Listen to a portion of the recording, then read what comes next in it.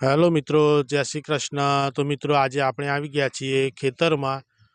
તો ખેતરમાં આપણા ઓબો છે અને આ ઓબાની અંદરથી આપણી કેરીઓ બધી ગળી ગઈ છે।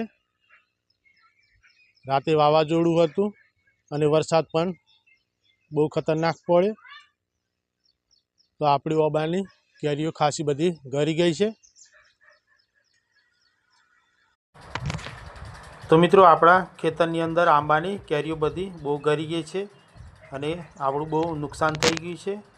તો હવે આપણે આ કેરીઓ બધી પડી ગઈ છે તે વેણી લઈએ અને વેણી અને આ કેરીઓને આપણે ખાટિયા બનાવશું, એટલે આ ખાટિયા આપણા ઉપયોગમાં લાગશે, દાળ શાકમાં નાખવામાં પણ કામ લાગશે।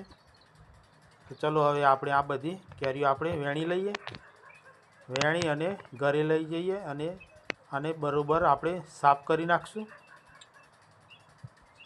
સારા પાણીમાં આપણે ધોઈ અને મસ્ત રીતે આપણે સાફ કરી નાખશું અને આ કેરીને આપણે ખાટિયા બનાવી દઈશું।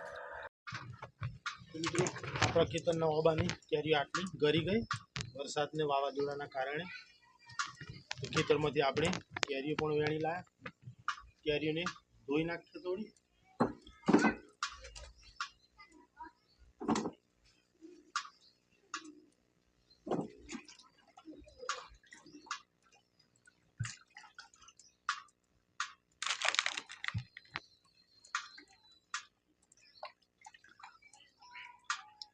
બહુ નુકસાન થઈ ગયું, કેરીઓ બધી ગળી ગઈ આપણા ખેતરની ઓબાની।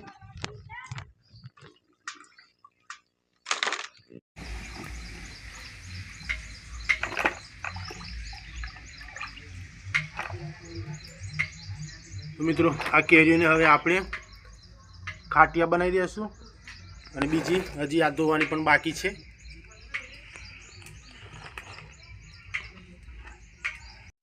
તો મિત્રો આપણી આ ખેતરમાંથી કેરીઓ વેણી લાયા અને આ કેરીઓ બધી ગળી ગઈ હતી, તો આ કેરીઓને આપણે ખાટિયા બનાવી દઈશું।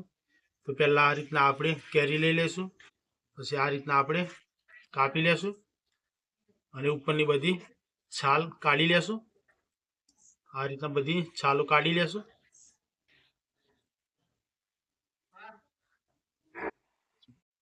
તો મિત્રો આપણે ઉપરથી બધી છાલ કાઢી લીધી।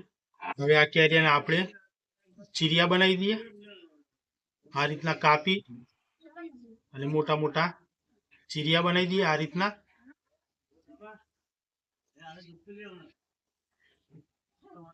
રીતના કાપી અને આપણે 2 થી 3 દિવસ રહેવા દઈશું, એટલે આ સુકાઈ જશે, એટલે આ ખાટિયા આપણી દાળમાં અને શાકમાં નાખવામાં કામ લાગશે।